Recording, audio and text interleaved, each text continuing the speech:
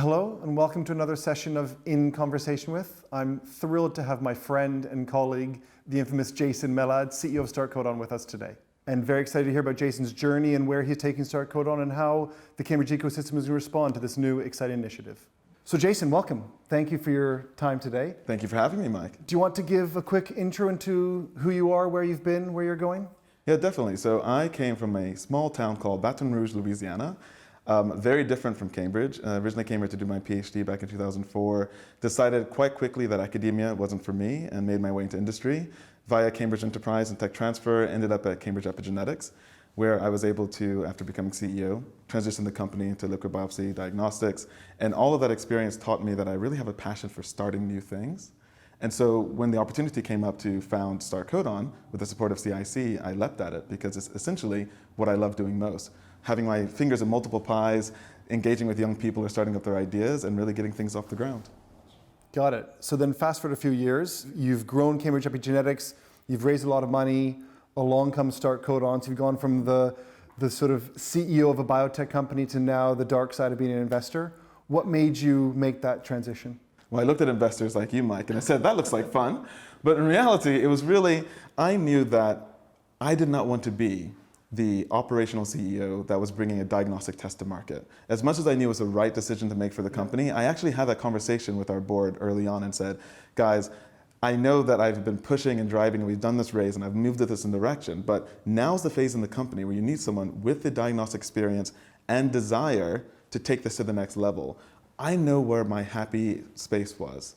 I know where I actually thrived. It was in the early days with the BD, getting things up and running, putting processes, building a team.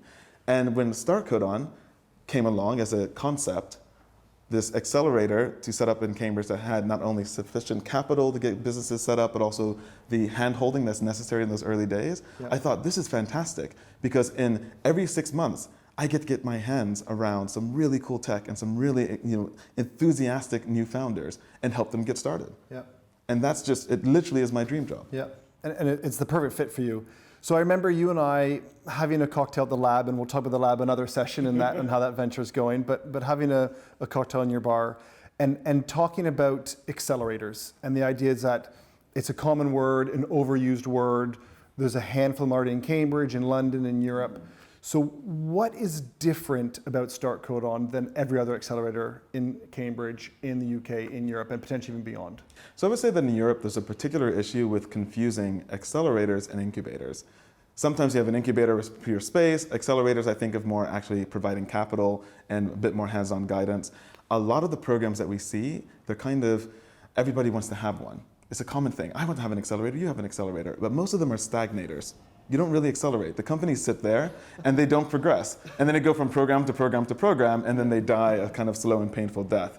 What's different about us is that we bring together all the elements of an ecosystem that really makes for a successful company. So we've got CIC with the venture capital element. We've got Jonathan Milner as a serial entrepreneur and business angel. We have the Baberham as a world-leading research campus. We also have Ian Tomlinson with his pharma experience, and we have Genentech and Roche, who are our founding pharma partner.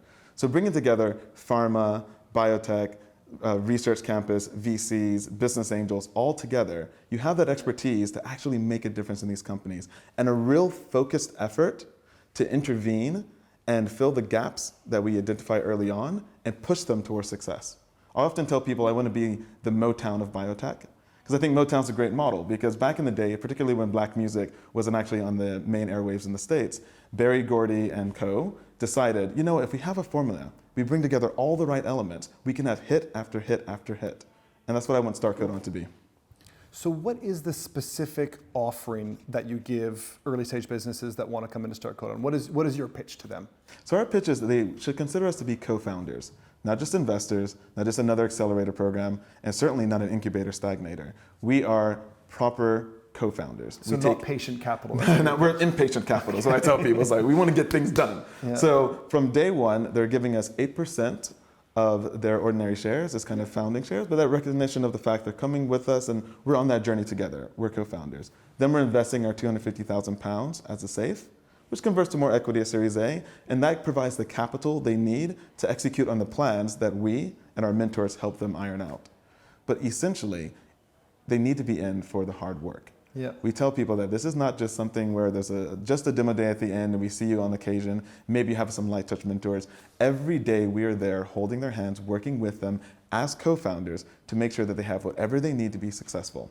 They should have no excuse. They have access to the leading minds of the world, the best pharma out there, leading VCs, etc., an amazing network of partners and mentors. Absolutely no excuse for them to be anything but successful. Yep. And we're damn sure we're going to make it happen. So can you paint me a picture of a day in the life of a Start Codon cohort company? And I'm sure every day is different, but what are they doing day to day? So at the beginning of the program, they go through a boot camp where we have loads of very, very intense, every day, back-to-back meetings where they get to meet our partners and get a really deep dive, not in business 101, but business 201, business 301, and actually pick up some tools that they can use in the program. Then every day throughout the program, we have an online system that we use to track their progress, and they have weekly Scrum meetings with us where we say, what are the milestones that you need to hit? What have you done that's above and beyond? Where are some of the gaps that still need filling, and where have you fallen behind, and how can we help? And then in a very bespoke manner for each company, we help them sort that out. So a typical day could be having a meeting with us in the morning for an hour and a half, then having some market research meetings with a couple of key stakeholders, and then maybe the next day they have a meeting with an early stage VC who's interested in their work. Then the next day after that, they'll meet with a couple of our pharma partners to explore partnerships and understand what experiments they should have, and so on and so forth. Awesome. And every week we're introducing them again and again to new stakeholders, new mentors, but constantly having that Scrum meeting so we know in an agile Scrum setting that they're hitting their milestones. So by the time they come to the demo day, they're ready. So you've raised funds to cover about 40 companies, right? If you're going to do, say, 10 companies a year across 2 cohorts a year, what would be next for Start Codon? Is it more the same, or do you plan to deviate the model? We're considering a lot of different ways to kind of build on the model. Yeah. We feel that the first and foremost for us in these next 5 years of investment is make sure our companies are successful. Yeah. That's going to be how we are judging foremost our success and how others will judge our success. Then raise additional funds and potentially maybe even look at expanding beyond these shores. We have had a lot of interest in other territories that maybe 10 years time from now, we might see there's a Start Codon that's being replicated in other, overseas, maybe Cool. Australia, maybe in Asia, maybe parts of LATAM, Africa, things like that. Cool. So we'll see what the future holds, but we have some big ambitions. That's exciting. What have we not covered that we should be covering today?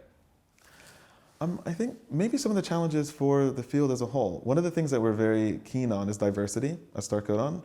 We practice what we preach. We have a diverse board. We have a diverse management team. And we want to make sure that we invest in companies with diverse founders and diverse teams that they'll be building as well. And that's something I'm particularly passionate about. Yeah.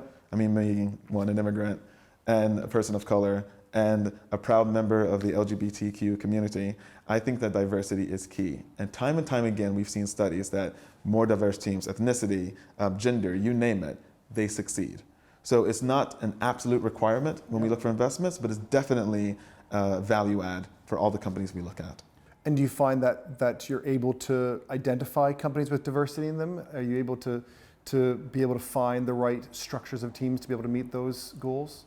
I think increasingly we are, Good. but we cannot become complacent. Yeah. It has to be something that we are actively, like I say, practicing what we preach and making sure that we're encouraging more diverse people to actually spin out companies. I often joke that many times I see pitches from women who are fantastic and they downplay themselves and say, oh, I don't really know if I have something that's amazing. Yeah. And on the counterpart, I see a lot of young male founders who are completely over-egging what they have. So I spend a lot of time trying to balance those two out. But I think you have to go to those diverse groups and encourage them to not only start their own companies, but recognize the power of what they've invented and what they have.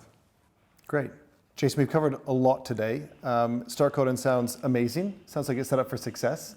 Really excited to see how cohort 1 and cohort 2 pan out, and of course, the rest of it. So thank you so much. An absolute pleasure. Thanks, Mike. And we'll talk soon. Cheers. And if you want to learn any more about Jason and Start Codon, please go to cic.vc.